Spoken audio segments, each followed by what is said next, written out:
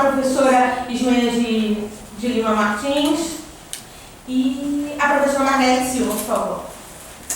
Queria também registrar a presença do professor Flávio Éder, que é o presidente da Regional da Ampul, da Célia Costa, que tem uma longa tradição de formar pessoas para trabalhar em arquivos do MIS, e os representantes da ASAN, da Associação dos Funcionários do Arquivo Nacional.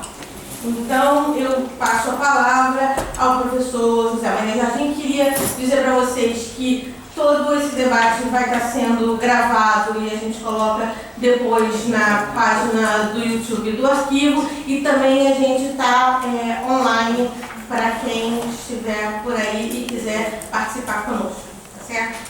Bom, professor José Maria Jardim.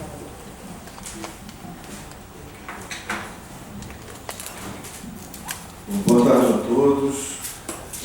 Com muita alegria que eu estou nesse momento aqui no Arquivo Geral do Estado do Rio de Janeiro, nesse debate. Primeiro, com razão afetiva profissional, eu fui diretor dessa instituição durante algum tempo e tenho, enfim, uma profunda afeição ao Arquivo Geral do Estado do Rio de Janeiro, porque foi um período muito rico e sempre que eu venho aqui me deparo com essa trajetória e revejo o quanto ela foi significativa, e também, mais recentemente, com os diálogos com Beatriz, porque o Arquivo Geral da Cidade do Rio de Janeiro é uma das instituições parceiras do nosso mestrado de Gestão de Documentos e Arquivos. Então, essa é uma atividade promovida pelo programa, pelo Observatório de Políticas Arquivísticas, que foi recentemente criado, em parceria com o Arquivo Geral da Cidade do Rio de Janeiro.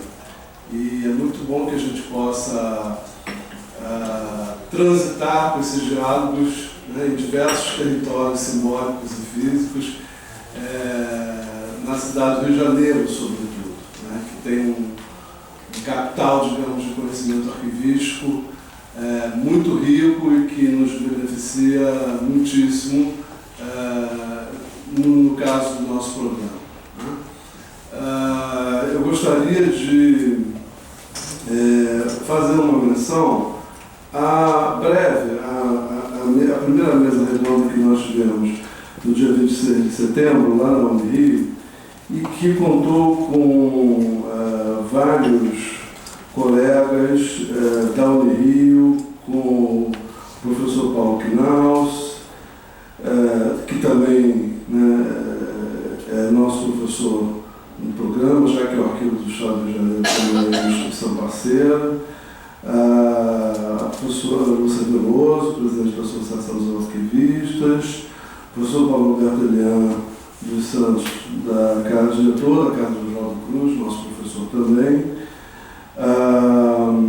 e o Wagner Redolfo, presidente da Associação dos Arquivistas do Estado do Rio de Janeiro. Né? Nessa reunião, nós discutimos, sobretudo, os antecedentes desse processo que se remetem ao movimento que surgiu a partir do início do atual governo, quando foi divulgada a transferência do Arquivo Nacional da Casa Civil para o Ministério da Justiça.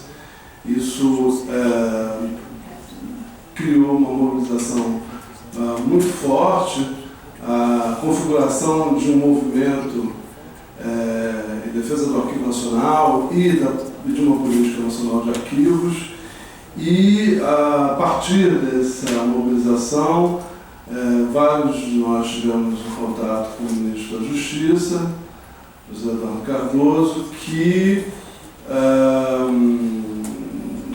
sugeriu, nesse diálogo inicial, uma Conferência Nacional de Arquivos, que contemplou vários eixos, vários que estão aqui participaram desse processo, contou com conferências regionais em todo o país, e que, em dezembro de 2011, né, se plasmou num conjunto, né, de recomendações, de 18 recomendações, que algumas delas aparecem contempladas nessa proposta em consulta, embora a proposta não faça, estranhamente, nenhuma menção a esse processo longo, intenso, democrático de debates durante a Conferência Nacional de Arquivos. Mas, enfim, esse foi um ponto que nós destacamos muito, porque nos parece fundamental contextualizarmos esse momento dentro de um processo histórico mais amplo e, no caso, bastante recente. Nós, vários colegas, pontuaram diversos aspectos que remetem para uma série de questões hoje do campo, inclusive, por exemplo, a definição da Política Nacional de Cultura, o fato do Ministério da Cultura hoje, depois de muitos anos, atentar para o campo arquivístico, né? Já existe um setorial de arquivos, enfim, realidades que, ainda que não toquem diretamente a proposta, apontam para um cenário extremamente pleno de mutações, né, e de reconfigurações nesse momento. Né? Nesse período tivemos a emergência dos trabalhos da Comissão Nacional da Verdade. Talvez nunca tenhamos visto tantos arquivos sendo mencionados, por exemplo, na mídia, e os impactos da Lei de Acesso à Informação, né? Os impactos, sobretudo, diretamente na gestão arquivística. Então, reconhecemos essa configuração, reconhecemos a necessidade de cada um dentro da sua esfera de atuação enviar propostas para o CONARC. Não tivemos naquele momento e, né, nem temos hoje, né, a ideia de sintetizarmos um documento único, né, a ideia é que possamos comparar contribuições que estão em curso e ao compararmos, visualizarmos determinadas possibilidades que podem iluminar a discussão que estamos tendo nas nossas instituições, com nossos colegas, de forma a enviarmos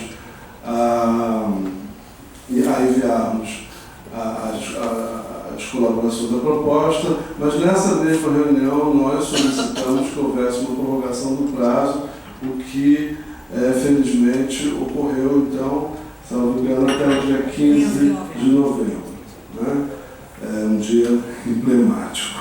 Enfim, o que eu gostaria nesse momento é de apresentar as propostas que foram discutidas na Universidade Federal de Santa Maria, no Rio Grande do Sul, na UNB e na Paraíba, pela Universidade Federal da Paraíba e a Universidade Estadual. E também as propostas nas quais nós avançamos naquele momento. Assim como nós, várias dessas mobilizações estão prevendo a possibilidade de um segundo debate, né?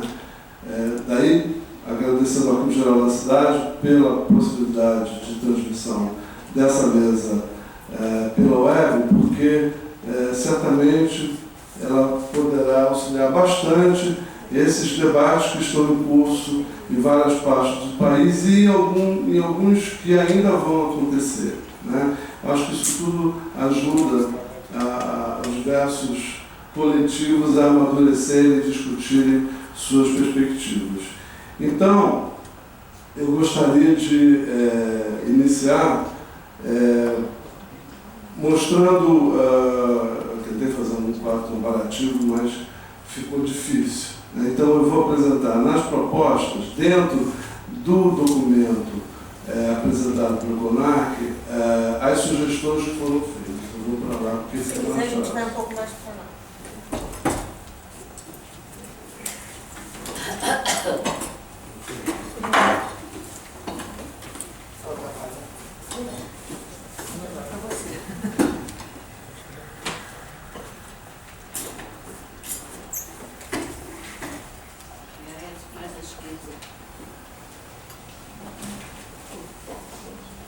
primeira capa. É bom ser bem fazer. Essa?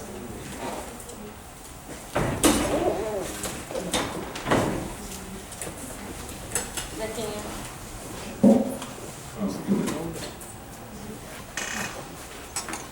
Olha então. Passa para mim a proposta do professor. Do DF. Isso. Essa proposta foi a dos colegas da UNB, né? Eu só estou mencionando, então, aquelas sugestões que eles fizeram, como, por exemplo, nas disposições gerais, ele sugere a inclusão do inciso 3 com a seguinte redação: aplica-se as disposições desta lei no que couber às entidades privadas sem fins lucrativos que recebam, para a realização de ações de interesse público, recursos públicos diretamente do orçamento ou mediante subvenções sociais, contratos de gestão, termos de parceria, convênios, acordo, ajustes ou outros instrumentos congêneres, conforme a Lei 12.529/7, que é a Lei de Acesso à Informação. É uma proposta que eles fazem de inserção no artigo 1º. Eu vou me abster de fazer maiores comentários, só apresentar, a não ser que seja algo que, enfim, tenha alguma conexão com outra proposta. No parágrafo 2º do artigo 4º... Você quer que a gente vá de folha por folha para usar um Não, pouco? eu acho que está bom, né? Está dando para ver. Obrigado. No artigo 2º, no artigo 3º, eles sugerem a complementação, né? A gestão de documentos deverá incidir sobre todos os documentos de arquivos, né? E sugerem reforçar a explicação sobre quais documentos se aplica a gestão e padronizar a linguagem conforme o artigo 1º. Eles não sugerem nenhum tipo de texto, mas enfatizam a necessidade do projeto explicitar melhor sobre quais documentos se aplica a gestão, né? Depois nós temos uma proposta, podemos ir, no artigo 9º, né, que diz respeito à instituição arquivística, né? Ele sugere, né, uma revisão da redação caso sejam consideradas as reflexões do item 3 desse formulário. Aí eu acho que vale a pena a gente, lá no final do documento, para que possamos acompanhar a perspectiva dos colegas do Brasil. Eles têm duas reflexões. Com relação à eliminação de documentos, sugere-se que seja considerada a possibilidade de autonomia das instituições que tenham comissões permanentes de avaliação dos documentos, legalmente constituídas, e tabelas de temporalidade aprovadas pelo Arquivo Nacional, para que estas realizem os seus processos de eliminação sem a necessidade da autorização expressa do Arquivo Nacional. Aqui a gente tem uma questão porque, talvez, bom, eu não sou da área do direito, esse tema não fosse objeto da lei exatamente, mas de uma regulamentação por decreto. De qualquer maneira, né? Depois sugere, ainda que seja considerada a possibilidade de os arquivos centrais das instituições de administração indireta do Poder Executivo Federal, tal como autarquias, fundações, empresas públicas e sociedade de economia mista, recolher e gerenciar os documentos de caráter permanente das suas próprias instituições. Essas instituições firmariam um compromisso com o Arquivo Nacional para adotarem todos os procedimentos técnicos e legais necessários e cabíveis, a fim de garantir a preservação e acesso aos seus arquivos, bem como o compartilhamento das informações do acervo com o Arquivo Nacional. Entende-se que tal medida beneficiaria tanto as instituições produtoras e acumuladoras e o próprio Arquivo Nacional, que racionalizaria investimentos em estrutura física, material e pessoal, quanto aos pesquisadores e demais usuários locais, os mais diretamente interessados nos arquivos permanentes. Também é o mesmo caso, né? Não seria, a princípio, até onde vai meu conhecimento de direito, não seria exatamente objeto da lei, né, mas de um decreto do Executivo, já que se refere especificamente à questão do Executivo Federal. Esse é um movimento que começa a se desenhar e que é muito interessante a partir do encontro de arquivistas das instituições federais de ensino superior, porque as universidades, os institutos de pesquisa estão assumindo diretamente a gestão dos seus arquivos permanentes. Estritamente pela lei, esses documentos deveriam ser recolhidos ao Arquivo Nacional, né? Mesmo que seja no Rio de Janeiro, né, na medida em que essas instituições estejam efetivamente garantindo, né, dentro dos padrões arquivísticos e a preservação e, sobretudo, o acesso a esses documentos, não faz muito sentido recolher o Arquivo Nacional. E isso sem contar universidades federais, institutos federais de pesquisa que já estão nesse movimento. Então, a proposta é de um pacto com o Arquivo Nacional, né, para uma espécie de gestão, de cogestão dos arquivos permanentes. Nos termos em que a lei está, né, inclusive na proposta, não há abertura para isso. Mas no caso específico do Executivo Federal, isso provavelmente poderia ser contemplado num decreto, né? Então, voltando, só porque eles fazem menção, então, eles acatam a proposta de instituição arquivística pública, mas sugerem revisão da redação caso sejam consideradas aquelas reflexões que eu acabei de mencionar.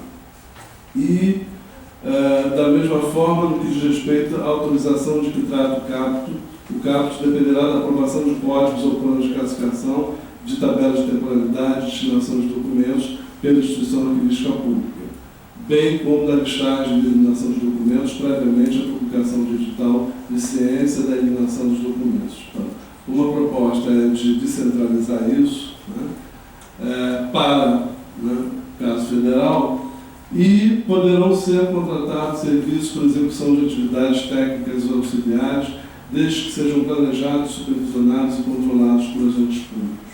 Sugere definir o que se entende por atividades técnicas auxiliares, que foi algo que a gente também debateu lá no Rio.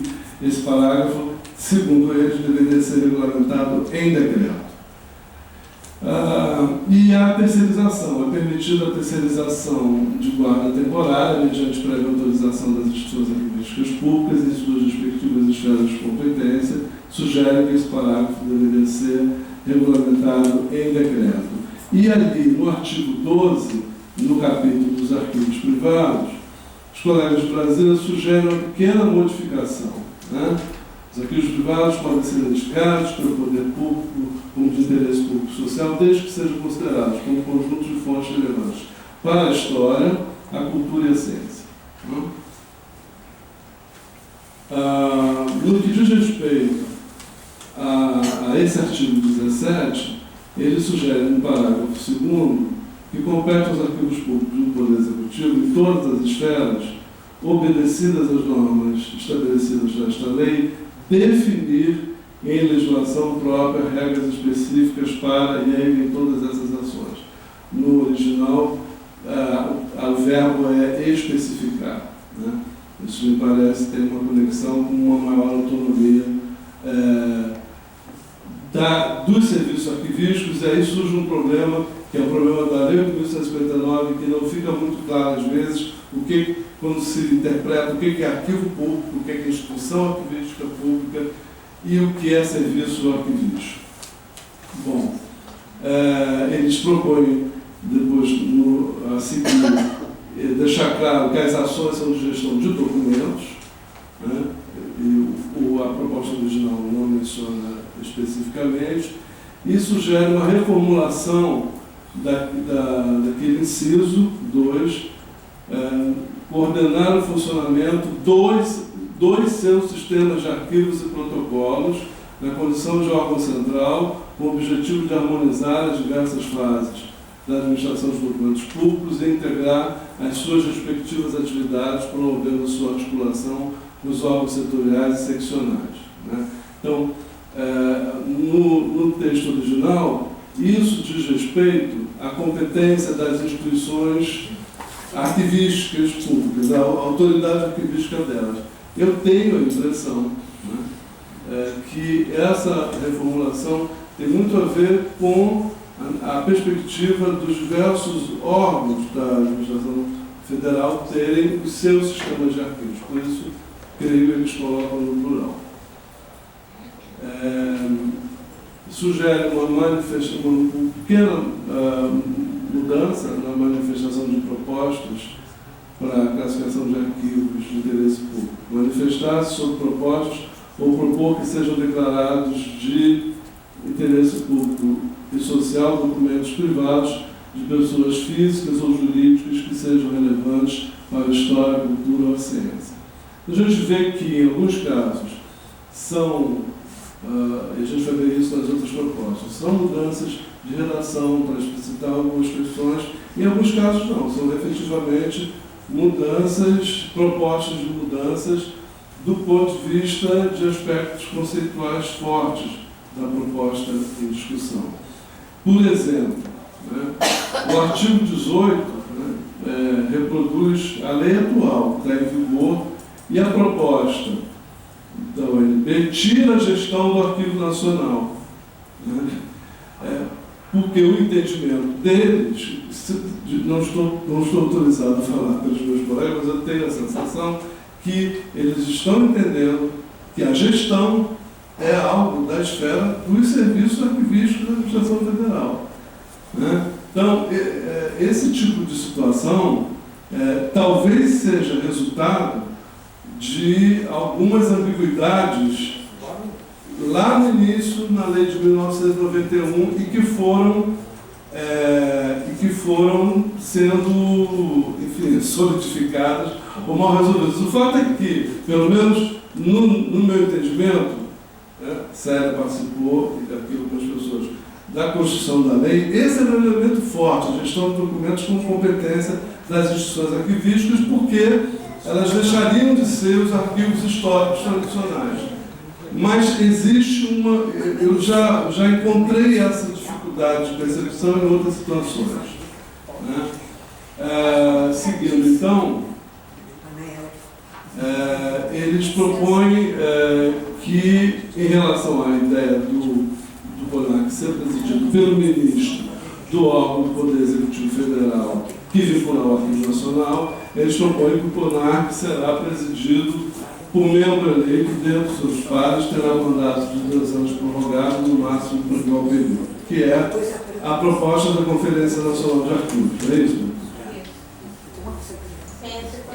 E depois do artigo 30, sobre a criação do Fundo Nacional de Arquivos, eles propõem estender, né, que cria-se o fundo visando a institucionalização de um programa nacional de fomento, institucionalização de tudo, essa redação está complicada, né?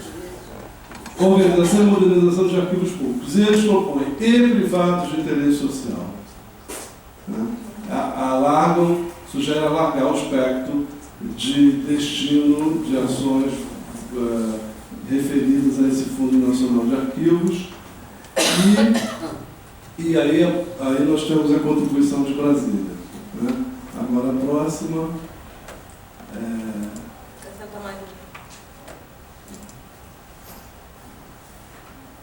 Pode ser para Paraíba.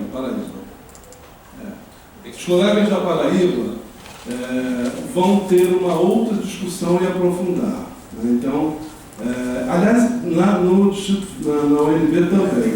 Estou falando isso para a gente ressaltar que essas observações, elas refletem no primeiro momento de discussão. Né?